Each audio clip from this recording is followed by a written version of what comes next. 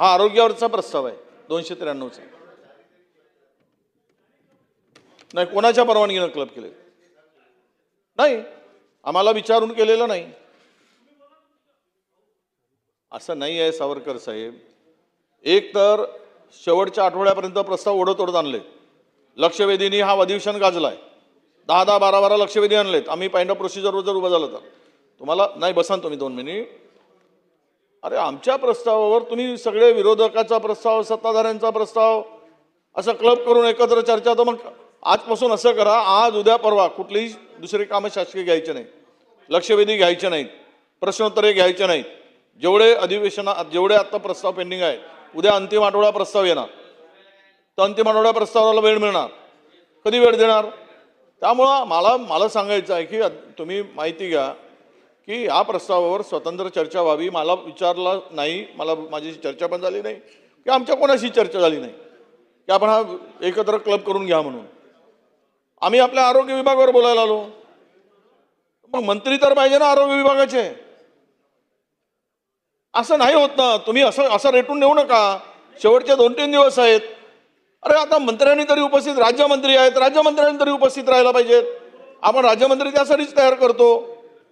आम्ही बोलायला उभे झालो, आम्ही पक्षाचे नेते म्हणून, आणि इथे कोणी नसल्यावर काय बोलणार? कोणाकडे बोलणार? मंत्री महोदयांना बोलवा. हा, कोणीतरी असावेत. आम्ही असं म्हणत नाही. मंत्री किंवा राज्यमंत्री महोदयांना बोलवा. आणि तो प्रस्ताव सेपरेटच घ्यायचा आहे. क्लब करायचं झालं असं आमच्या परवानगीशिवाय तुम्ही चारही याचा क्लब करून चर्चा होऊ शकत नाही.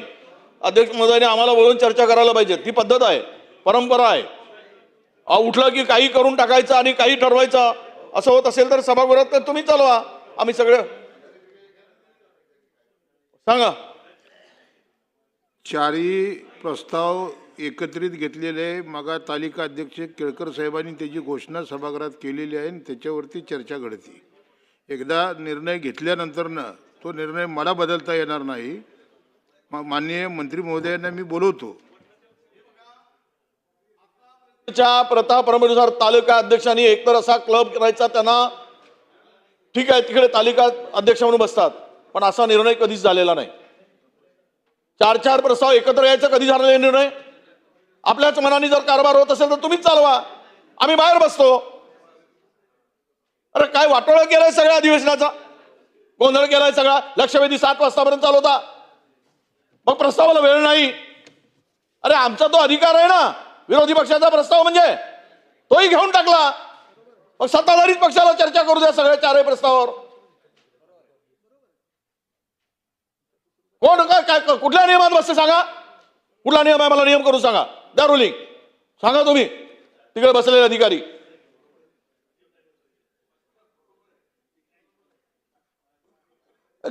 मी आता आरोग्य विभागावर चर्चा करायला आलो. 4ही आम्ही कुठे माहिती घेऊन आणलो?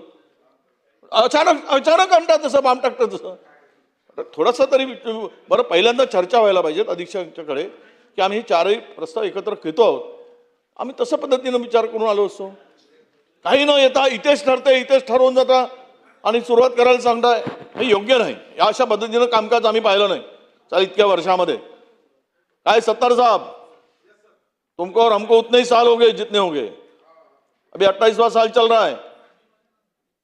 अरे ये साल कभी देखा ही नहीं यार मैंने इसके उसके अंदर में इस तरह का वातावरण.